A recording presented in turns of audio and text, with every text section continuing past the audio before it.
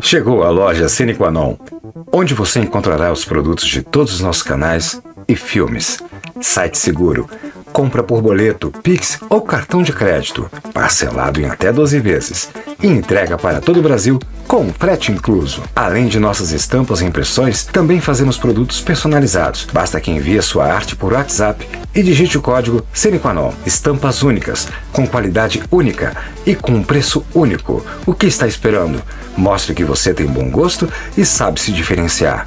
Sine Qua Non, te fazendo feliz, até mesmo quando você não estiver conectado.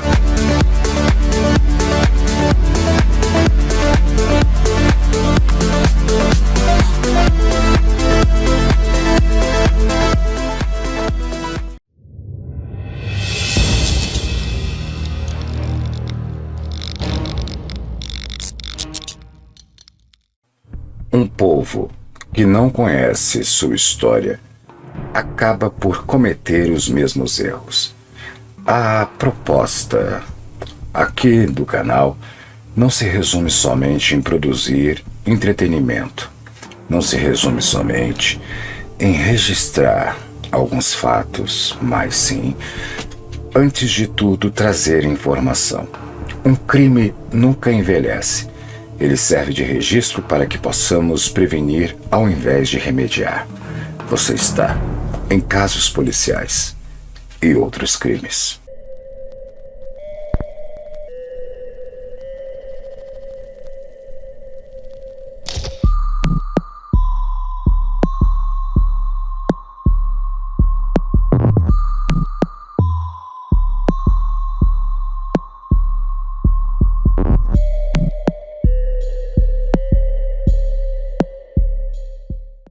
É demasiadamente triste quando vemos pessoas que, na realidade, sofreram simplesmente por tentarem trazer à luz da informação o que acontece na sociedade a qual vivemos. Jornalistas sempre foram perseguidos nos mais diversos locais do mundo. No nosso país não foi exceção, principalmente em uma época que a sociedade acreditava que o que deve reger uma nação é o pulso e não a mente. Hoje, infelizmente, estamos vivendo a mesma realidade. Um jornalista foi covardemente assassinado e, de forma a subestimar a inteligência da sociedade, uma foto foi divulgada, tentando alegar um suicídio. O que ninguém contava é que a soberba dos algozes fosse tamanha. Veremos o caso Vladimir Herzog.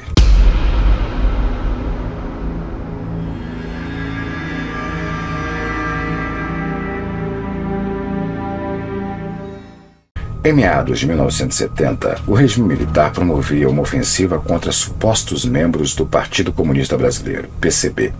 O jornalista Vladimir Herzog, então diretor do Departamento de Jornalismo da TV Cultura, foi apontado como militante do PCB. Vlado, como era conhecido, apresentou-se para depor na sede do DOI-CODE, em São Paulo, na manhã de 25 de outubro de 1975. Lá foi detido, interrogado, torturado e acabou morto no mesmo dia. A ditadura recusou-se a admitir o assassinato, forjou um suicídio, legitimado por perícia técnica fraudulenta. A evidente fraude da versão oficial, explicitada pelas fotos divulgadas, provocou grande comoção em vários setores da sociedade brasileira. A forte reação, porém, não foi o suficiente para o regime admitir a fraude, e o inquérito policial militar instaurado reiterou a versão oficial. A despeito de algumas decisões favoráveis à família de Vladimir Herzog, nenhum dos envolvidos foi responsabilizado no decorrer das décadas seguintes, principalmente por conta da aplicação da lei de anistia, cujo a vigência e constitucionalidade do parágrafo que protege os militares foi reafirmada pelo Supremo Tribunal Federal, reconhecido mundialmente como um jornalista brasileiro que virou símbolo da luta contra a ditadura militar e a favor da democracia. Vladimir Herzog nasceu, na verdade, em Osijek, ex-Iugoslávia, atual Croácia, em 27 de outubro de 1937. Vlado morou em Banja Luka, onde seus pais tinham um um comércio até agosto de 1941, quando o exército nazista ocupou a cidade. A família partiu para a Itália. Os Herzog eram judeus, o alvo favorito dos seguidores de Hitler. No país, os Herzog moraram em 3 cidades entre 41 e 44, Fonsaso, Fermo e Magliano di Tena, onde ficaram até a chegada dos aliados em meados de 1944. Então, seguiram para um campo de refugiados em Bari, onde permaneceram por mais 2 anos. No fim de 1946, Vlado e a família abandonaram a Europa e seguem rumo ao Brasil, desembarcando no Rio de Janeiro no dia 24 de dezembro. Por aqui, a família migrou para São Paulo, onde Vlado passou boa parte do final da infância e juventude.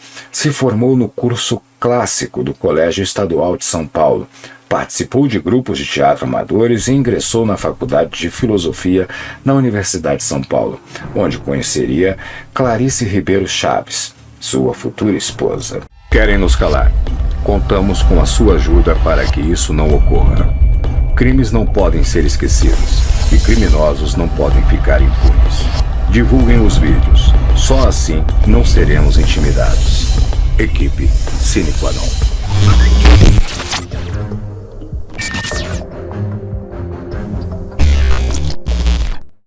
Sua carreira como jornalista começou em 1959, como repórter em O Estado de São Paulo. Ali, cobriu a inauguração de Brasília, a visita de Jean-Paul Sartre ao Brasil e a posse de Jânio Quadros. Em 1962, foi à Argentina cobrir o Festival de Mar del Plata.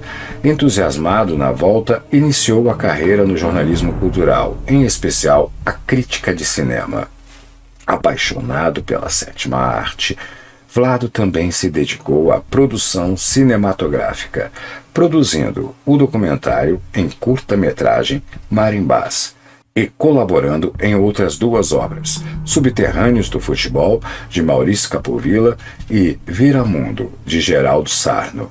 Como jornalista e comunicador, passou pela TV Excelsior, rádio BBC de Londres, o que o levou a morar na Europa e revisitar as cidades de seu passado, Revista Visão, agência de publicidade J. Walter Thompson, TV universitária da Universidade Federal de Pernambuco, jornal Opinião e professor de jornalismo da FAP e da ECA da USP.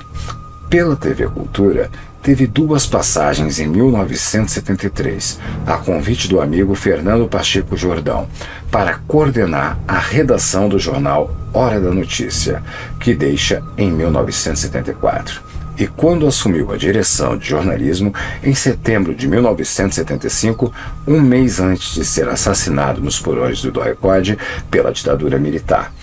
Antes de contarmos em detalhes como se deu esse crime bárbaro, eu tenho um recado especial para você.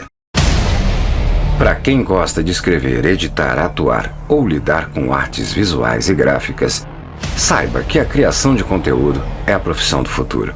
Se quiser integrar ao time da Sine Qua Non, nos envie seu contato por e-mail, esse e-mail que está na tela. Quem sabe o seu talento não seja revelado e muito em breve venha fazer parte de nossos projetos. Atuamos desde a criação de conteúdo para a internet a produções cinematográficas. O futuro de todos nós só a Deus pertence, mas o seu, quem decide é você. Afinal, somos resultado de nossas escolhas, do humor à informação, do jornalismo ao cinema. Sine Qua Non, a sua porta de entrada no virtual para o mundo real.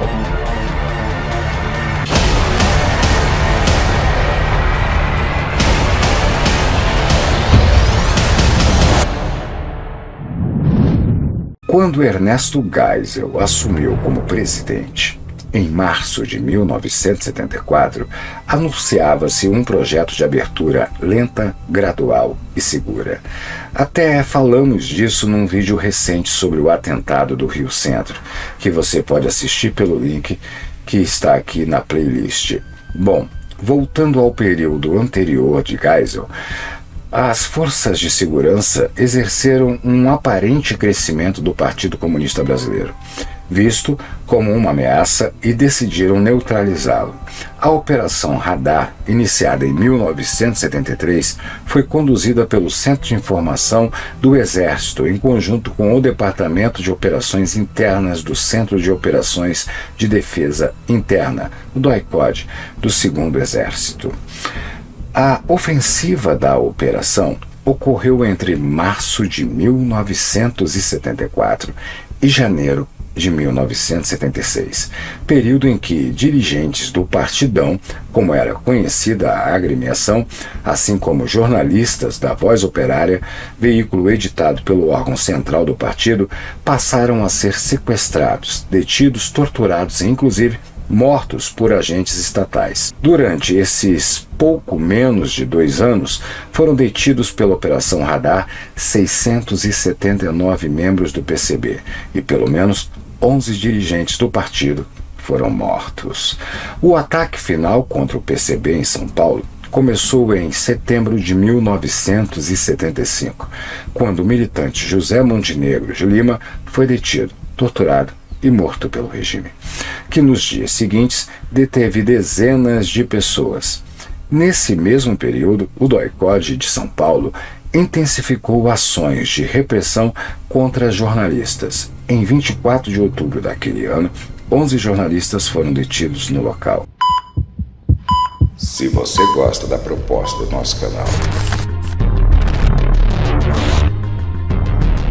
quer receber um conteúdo exclusivo feito para apoiadores, escolha na descrição do vídeo a sua opção de se tornar nosso mecenas. Casos policiais e outros crimes com Luiz César Rangel. Na mesma noite, 2 agentes da repressão foram até a TV Cultura e intimaram Vladimir Herzog, que era suspeito de integrar o PCB, a acompanhá-los até a sede do DOI-CODE para prestar declaração testemunhal. Após intervenção da direção da emissora, os agentes aceitaram que Herzog depusesse voluntariamente na manhã seguinte. Às 8 horas da noite de sábado, 25 de outubro de 1975, Herzog apresentou-se na sede do organismo. No DOI-CODE, foi detido, interrogado e torturado. Na tarde daquele sábado, Vladimir Herzog foi assassinado, aos 38 anos, pelos agentes do DOI-CODE que o mantinham detido no local. De acordo com a versão oficial do comando do 2º Exército, porém, Vlado teria sido encontrado morto, enforcado, tendo para tanto utilizado uma tira de pano. O comunicado afirmava que Herzog tinha sido convidado a depor após ser citado como militante do PCB, tendo inclusive confessado sua participação no partido. A versão oficial também afirmou que, numa perícia técnica, havia confirmado a morte por suicídio. A morte de Vlado provocou grande comoção nacional. A evidente farsa na versão de suicídio, explicitada pelas fotos de Herzog enforcado em uma posição absolutamente irrealista, fez com que o repúdio não partisse somente de segmentos restritos, como vinha ocorrendo até então, mas atingisse a sociedade civil como um todo. Um ato de grande simbolismo, o rabino Henri Sobel recusou-se a enterrar Vlado na área destinada aos suicidas do cemitério judaico, rejeitando publicamente a versão oficial do regime militar. Nos dias seguintes ao assassinato, sucederam-se várias greves estimuladas pelo Sindicato de Jornalistas, por estudantes e professores universitários. 6 dias depois da morte de Vlado, em 31 de outubro, a Catedral da Sé, em São Paulo, recebeu um culto ecumênico interreligioso, celebrado pelo Rabino Sobel, pelo pastor protestante James White e pelos católicos Dom Paulo Evaristo Arnes e Dom Helder Câmara. Milhares de pessoas se aglomeraram dentro e fora do templo religioso, a despeito da tentativa da repressão de impedir o ato. na primeira grande manifestação pública contra o regime desde o AI-5. Agora, eu tenho mais um recado especial para você. Aviso importante: se você gosta das lives que acontecem aqui no canal, tem um comunicado para ser compartilhado. De agora em diante, as transmissões ao vivo acontecerão no Instagram. Então siga @Luiz_Rangel no Instagram para assistir às novas lives do Casos Policiais, onde comentários serão respondidos, dúvidas serão sanadas e a troca de ideias e novos casos continuarão presentes. Casos Policiais com Luiz César Rangel.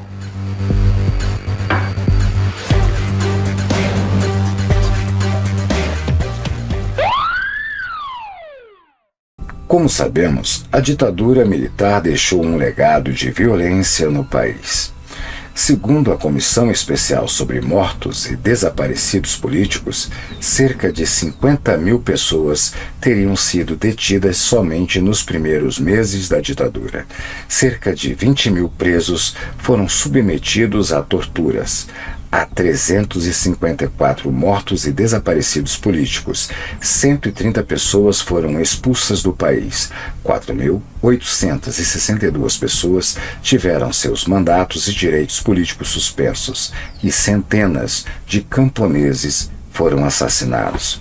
Em janeiro de 1976, o Sindicato dos Jornalistas Profissionais no Estado de São Paulo encaminhou à Justiça Militar um manifesto, abre aspas, em nome da verdade, fecha aspas. Além disso, o documento também foi publicado nos jornais Unidade e O Estado de São Paulo, neste último como matéria paga. A manifestação dos jornalistas foi entregue à Justiça com 467 assinaturas e, desde então, recebeu novas adesões em outras capitais, fechando em 1.004 nomes. Era a primeira vez, naquele período de forte censura e repressão, que se ousava contestar publicamente a versão oficial de suicídio e reclamar a completa elucidação dos fatos. A repercussão do corajoso manifesto foi um importante marco na resistência à ditadura militar, ao repudiar publicamente o inquérito policial militar concluído pelo Exército. O processo de reabertura democrática no Brasil foi marcado pela promulgação pelo regime militar da Lei 6.683, de 28 de agosto de 1979, que promoveu anistia ampla, geral e restrita a todos que haviam cometido crimes políticos ou conexos entre setembro de 1961 e agosto de 1979. Se, por um lado, a lei da anistia permitiu o retorno de muitos exilados políticos da oposição, por outro, serviu para garantir até hoje a impunidade dos agentes repressores da ditadura, inclusive quanto ao assassinato de Vladimir Herzog. Em 2009, a família e amigos de Vlado criaram o Instituto Vladimir Herzog, tendo como bandeira a frase de Herzog, abre aspas, quando perdemos a capacidade de nos indignarmos com as atrocidades praticadas contra os outros, perdemos também o direito de nos considerarmos seres humanos civilizados, fecha aspas. O Instituto é uma organização sem fins lucrativos e com neutralidade político-partidária, que busca celebrar a vida e trajetória do jornalista e honrar a democracia, os direitos humanos e a liberdade de expressão, valores que Vlado tanto defendia. Para Clarice Herzog, a viúva de Vlado, contar sua história é também uma forma de lutar, resistir e contribuir para uma sociedade mais justa e democrática. Que este vídeo te ajude a refletir sobre os tempos que vivemos atualmente. A linha que separa o passado do futuro está cada vez mais tênue. Meu nome é Luiz César Rangel e eu te encontro no próximo crime.